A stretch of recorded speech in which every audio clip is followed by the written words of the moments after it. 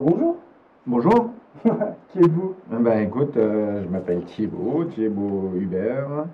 Je suis viticulteur donc ici à Volnay. Je m'occupe du domaine Hubert Verdereau depuis 94. Alsacien à mes débuts, puisque je Hop suis né là! au plat. Voilà.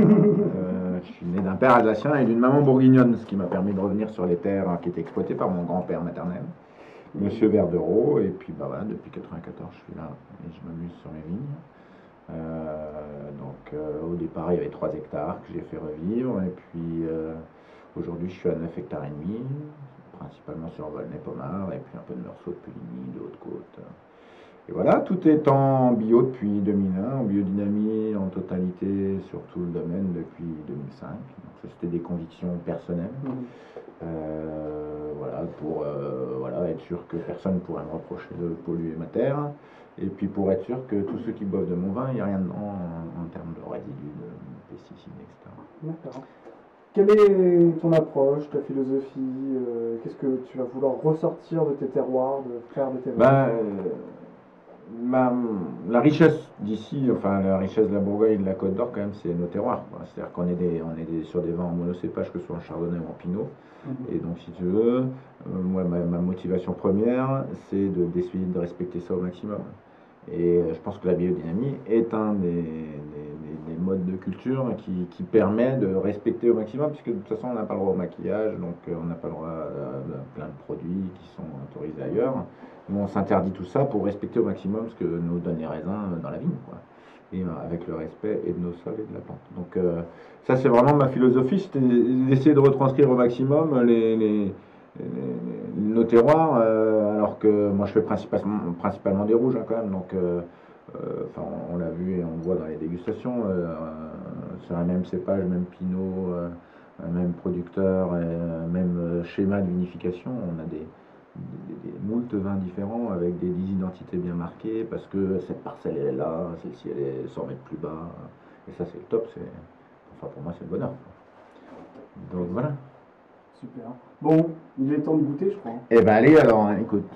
On va goûter une de mes cuvées phares, qui est un Volnay village, hein, on est dans le lieu dit les Robardels. Donc en fait, ça, les Robardels, c'est un terroir qui se situe contre la limite vers les Meursault, donc un peu plus sud. Euh, on est sur des sols assez calcaires ici, mais la particularité de cette parcelle-là chez nous, c'est que c'est mon grand-père l'a plantée en 1943. Donc c'est une sélection massale, c'est pas des clones. Et donc voilà, c'est une très vieille vigne, on a des rendements assez faibles, hein. Je fais les petites années 25 hecto-hectares, les bonnes années 32, 33 hecto-hectares. Ce qui est intéressant, c'est des petites grappes avec des petits grains, donc un peu de milrandage, donc c'est des peaux épaisses, de la pulpe, et donc tu as toujours une densité dans ce vin-là qui est assez intéressante.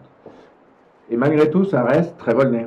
Parce que Volnay, c'est quand même une des appellations avec Chambol-Musigny ici, qui est hyper féminine, élégante, pleine de finesse, etc. Donc, ouais, je pense, j'ai très peu de premiers crus, donc c'est une cuvée c'est ma cuvée phare, qui a fait un peu connaître le domaine. Et je fais toujours, ça me donne toujours des super beaux raisins, et donc du coup derrière des très beaux vins. Super. Qu'est-ce qu'on va retrouver un petit peu au nez alors? Écoute, là c'est un 2010, donc que j'ai mis en bouteille en novembre 2011, là. Donc un élevage assez court avec très peu de fût neuf. Donc, ouais, il y a 10%, 15% de fût neuf, quoi. Là, on a une espèce de. On sent le côté petit cerise, un peu grillotté, tu vois, ce qui fait un peu la particularité des vins de Valnay. On sent, c'est le millésime 2010, hein, qui est pourtant un millésime assez étendu, on a vendangé assez tard, hein. Mais en même temps, il y a une espèce de- d'arôme un peu rond, un peu chaud, qui est là, de fruits mûrs, qui est assez sympa. Moi, ce que j'aime surtout, c'est la bouche, hein.